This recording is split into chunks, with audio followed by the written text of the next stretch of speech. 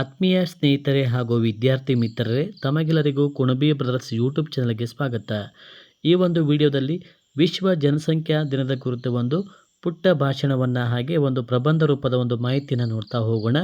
ಈ ಒಂದು ಮಾಹಿತಿಯ ವಿಡಿಯೋ ತಮಗೆ ಇಷ್ಟದ ತಪ್ಪದೆ ಈ ವಿಡಿಯೋಗೊಂದು ಲೈಕನ್ನು ಮಾಡಿ, ಹಾಗೆ ಇದೇ ಥರ ಇನ್ನೂ ಹೆಚ್ಚಿನ ರೀತಿಯ ವಿಡಿಯೋಸ್ಗಳು ಬೇಕಾದಲ್ಲಿ ನಮ್ಮ ಕುಣಬಿ ಬ್ರದರ್ಸ್ ಯೂಟ್ಯೂಬ್ ಚಾನಲನ್ನು ಸಬ್ಸ್ಕ್ರೈಬ್ ಮಾಡಿಕೊಳ್ಳಿ. ಹಾಗಾದರೆ ಬನ್ನಿ ಶುರು ಮಾಡೋಣ.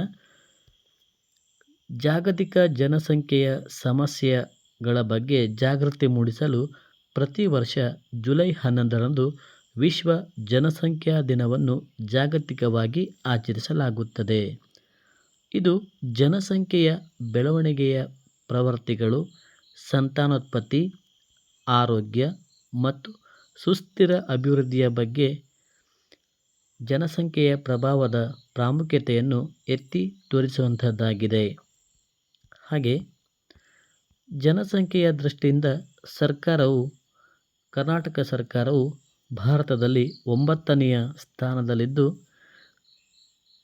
ಇದು ನಮ್ಮ ರಾಜ್ಯದ ಜನಸಂಖ್ಯೆಯು ಇಡೀ ಯುನೈಟೆಡ್ ಕಿಂಗ್ಡಮ್ ದೇಶದ ಜನಸಂಖ್ಯೆಗೆ ಸಮವಾಗಿದೆ. ಎಂದರೆ ನಮ್ಮ ರಾಜ್ಯದಲ್ಲಿ ಎಷ್ಟು ಜನರಿದ್ದಾರೆ ಎಂಬುದನ್ನು ತಿಳಿಯಬಹುದು.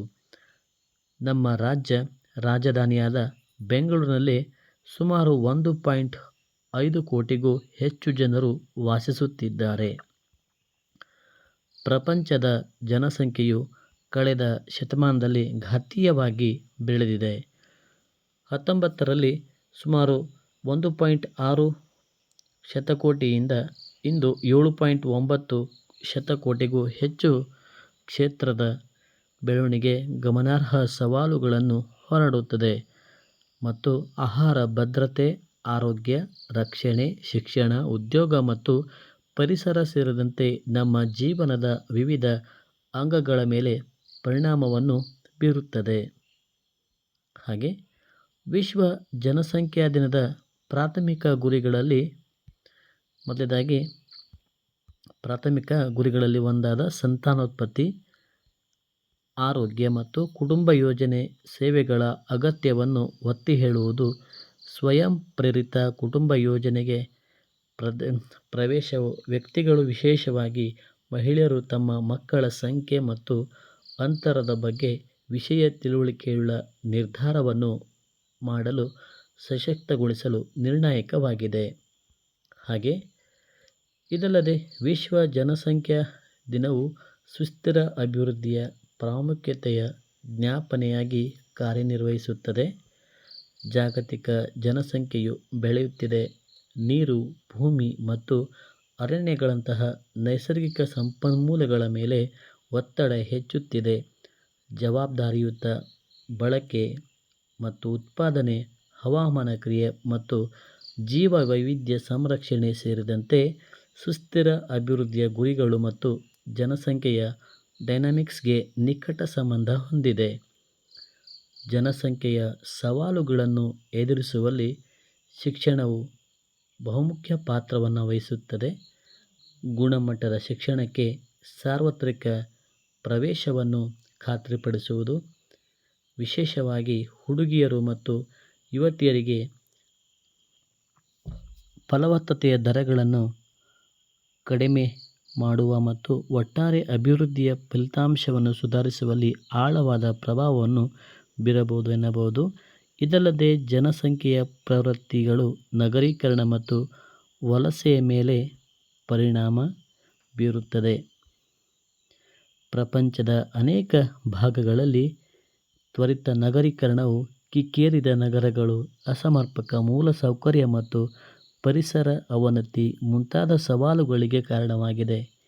ಈ ಸಮಸ್ಯೆಗಳನ್ನು ಪರಿಹರಿಸಲು ಸಮಗ್ರ ನಗರ ಯೋಜನೆ ಮತ್ತು ಸುಸ್ಥಿರ ನಗರ ಅಭಿವೃದ್ಧಿಯಲ್ಲಿ ಹೂಡಿಕೆಯ ಅಗತ್ಯವಿದೆ. ಜಾಗತಿಕ ಮಟ್ಟದಲ್ಲಿ ವಿಶ್ವ ಜನಸಂಖ್ಯಾ ದಿನವು ಜನಸಂಖ್ಯೆಯ ಸವಾಲುಗಳಿಗೆ ನವೀನ ಪರಿಹಾರಗಳನ್ನು ಹುಡುಕುವಲ್ಲಿ ಸಹಕರಿಸುವ ಸರ್ಕಾರಗಳು ಹಾಗೆ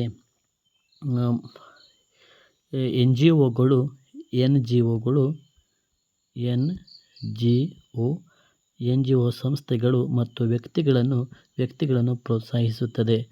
ಅಂತಾರಾಷ್ಟ್ರೀಯ ಕಾರ್ಯಸೂಚಿಯಲ್ಲಿ ಸಮಸ್ಯೆಗಳು ಆದ್ಯತೆಯಾಗಿ ಹಾಗೆ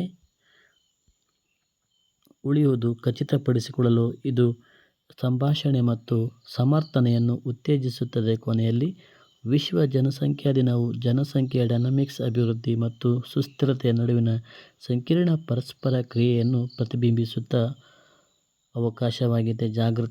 ಜಾಗೃತಿ ಮೂಡಿಸುವ ಮೂಲಕ, ಸಂತಾನೋತ್ಪತ್ತಿ, ಆರೋಗ್ಯ ಉತ್ತೇಜಿಸುವ ಮೂಲಕ, ಸುಸ್ಥಿರ ಅಭ್ಯಾಸಗಳಿಗೆ ಪ್ರತಿಪಾದಿಸುವ ಮೂಲಕ ನಾವು ಎಲ್ಲರಿಗೂ ಹೆಚ್ಚು ಸಮಾನ ಮತ್ತು ಸಮೃದ್ಧ ಭವಿಷ್ಯಕ್ಕಾಗಿ ಕೆಲಸ ಮಾಡಬಹುದು. ಪ್ರತಿಯೊಬ್ಬ ವ್ಯಕ್ತಿಯು ಸಮತೋಲಿತ ಮತ್ತು ಸುಸ್ಥಿರ ಜಗತ್ತಿನಲ್ಲಿ ಅಭಿವೃದ್ಧಿ ಹೊಂದಲು ಅವಕಾಶ ಹೊಂದಿದೆ ಎಂದು ಖಚಿತಪಡಿಸಿಕೊಳ್ಳಬಹುದು. ಹಾಗೆ ಈ ವರ್ಷ ವಿಶ್ವ ಜನಸಂಖ್ಯೆಯ ದಿನವು ಯುವಜನರ ಭರವಸೆಗಳು ಮತ್ತು ಆಕಾಂಕ್ಷೆಗಳನ್ನು ಸಾಕಾರಗೊಳಿಸುವುದು ಎಂಬ ಸಂದೇಶವನ್ನು ನೀಡುವಂಥದ್ದಾಗಿದೆ. ಹಾಗೆ ಸ್ನೇಹಿತರೆ, ಕೊನೆಯದಾಗಿ ದೇಶದ ಜವಾಬ್ದಾರಿಯುತ ಪ್ರಜೆಗಳಾಗಿ ನಾವು ಹಾಗೆ ನೀವು ನೀರನ್ನು ವ್ಯರ್ಥ ಮಾಡಬಾರದು, ಪರಿಸರವನ್ನು ಸಂರಕ್ಷಿಸಬೇಕು ಮತ್ತು ನೈಸರ್ಗಿಕ ಸಂಪನ್ಮೂಲಗಳನ್ನು ಮಿತವಾಗಿ ಬಳಸಬೇಕು. ವಿದ್ಯಾರ್ಥಿಗಳಾಗಿ ನೀವೆಲ್ಲರೂ ಉತ್ತಮ ಶಿಕ್ಷಣ ಪಡೆದು ಜವಾಬ್ದಾರಿಯುತವಾಗಿ ನಾಗರಿಕರಾಗಿ ಬೆಳೆದು ದೇಶದ ಅಭಿವೃದ್ಧಿಗೆ ನಮ್ಮೆಲ್ಲರ ಅತ್ಯಮೂಲ್ಯ ಕೊಡುಗೆಯನ್ನು ಸಲ್ಲಿಸೋಣ. ಧನ್ಯವಾದಗಳು.